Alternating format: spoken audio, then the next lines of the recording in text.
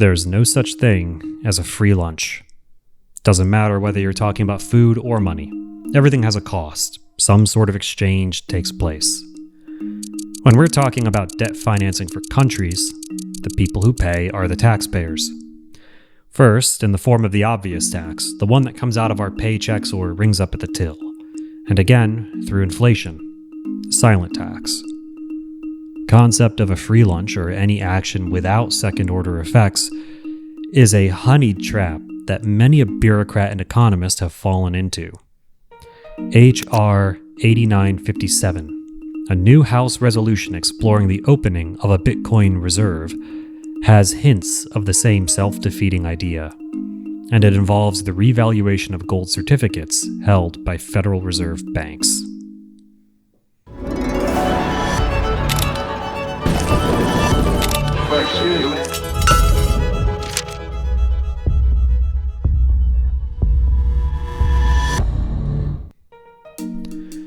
There's nothing new under the sun. Another tried and true saying, and one of the childhood classics to remind us that many of our problems have already been encountered and solved. And sometimes, looking back in history provides us with examples of not only what to do, but what not to do.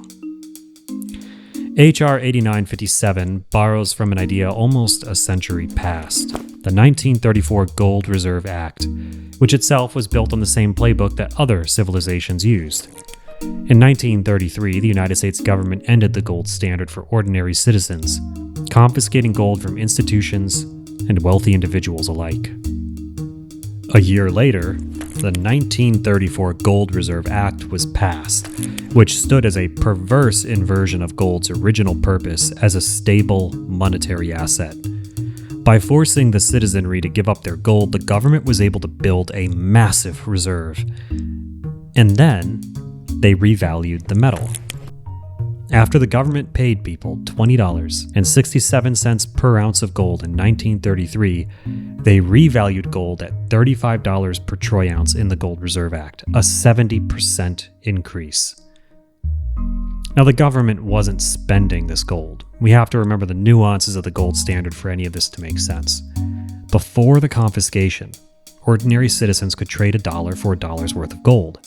That meant the government couldn't just print money infinitely. All genuine paper currency is printed in Washington by the Bureau of Engraving and Printing. They could only produce dollars in a specific ratio to ounces of gold. This kept the monetary supply stable and prevented inflation from taking root in any meaningful way. The gold standard ended for the citizenry in 1933, but the convertibility of the dollar to gold was not over for other nations until 1971. In other words, if France loaned America money, then France could convert that debt to either dollars or gold.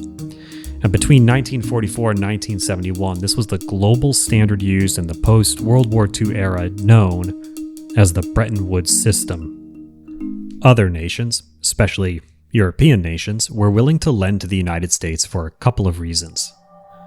America had tremendous gold reserves, estimated at over 20,000 tons. Europe was also devastated by World War II, and it would take decades for it to recover, while America remained largely intact. However, US politicians plundered this system, printing far more dollars than they could guarantee under a convertibility standard. Other nations realized the deceit and began converting to gold en masse. By the time Richard Nixon was in office, he was faced with an impossible choice: maintain the gold standard or end the Bretton Woods system. U.S. gold reserves had dwindled to just over 8,133 tons of gold by the time Nixon pulled the plug, leading to the 1971 Nixon shock. I have directed Secretary Connally to suspend temporarily the convertibility of the dollar into gold or other reserve assets. 2 years later, gold was revalued one final time in 1973 at $42.22, which it remains today. The initial idea behind the Gold Reserve Act in 1934 was to revalue this large stockpile of gold to legitimize money printing. It had pronounced second-order effects. In the 1920s and 1930s, we were in a period of deflation, prices were going down. By removing the US from the gold standard and enabling quantitative easing, which is the technical name for printing money, inflation rose dramatically until 1971.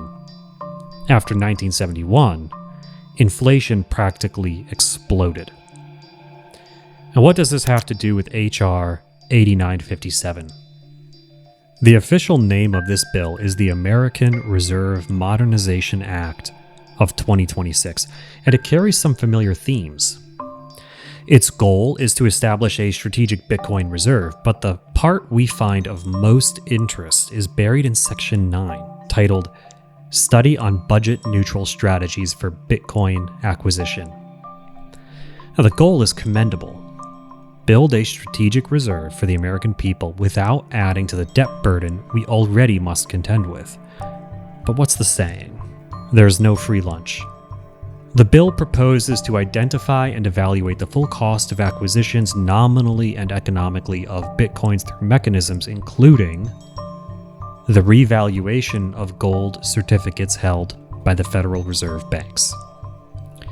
To be clear, this isn't selling the gold, and it's not borrowing against the gold.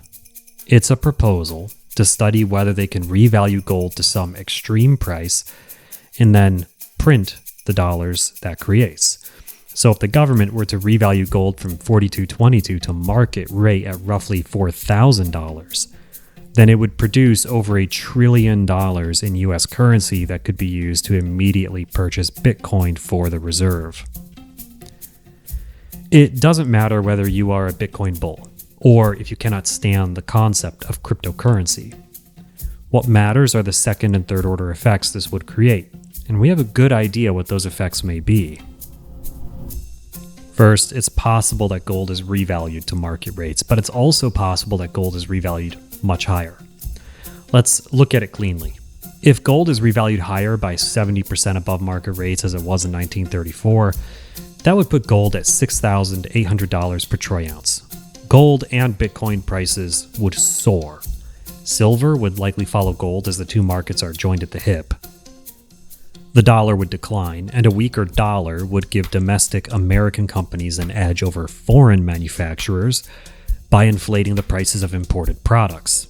President Trump wants to see a weaker dollar, and he wants to promote domestic manufacturing. This is a great day for American workers and manufacturing, and for everyone who believes in the concept and the label made in the USA. Revaluing gold could serve that purpose to an extent, though it's not as simple as waving a magic wand. Some sectors of the economy, like pharmaceutical production, for example, are completely outsourced. And this means inflation is almost certainly an outcome, something that Fed Chair Warsh is very concerned about. And importantly, the cost of borrowing will increase as demand for treasuries would likely decrease, at least for a period. A tactic that builds a reserve in exchange for raising borrowing costs and inflation? It seems like a poor trade. Ultimately, the odds that gold certificates are revalued are low. We're seeing some influencers online talking about this bill as though gold revaluation is coming imminently. The truth is, this bill has not passed, it's merely been introduced. And the text of the bill does not propose revaluing gold. It just proposes a study to potentially revalue gold in a future bill. And if this bill does pass and the effects of monetizing gold are studied thoroughly, then it may die a quiet death. The side effects of the cure can't be worse than the disease. Now, for the practical gold investor, there's little to be gained from chasing claims of gold revaluation. Gold's purpose and trajectory are not dependent on accounting maneuvers with a long dormant gold reserve. The fundamental and structural problems with debt and fiat currencies provide the ultimate floor for gold and will continue to do so as long as nations borrow. So focus instead on what the new Fed chair does to adjust monetary policy. If he's serious about combating inflation, then there are meaningful changes coming to interest rates and the Federal Reserve's balance sheets that should be carefully observed. And that's all we have for you today. Please remember to like, subscribe, and share with a friend. Thanks for watching, and we'll see you next time.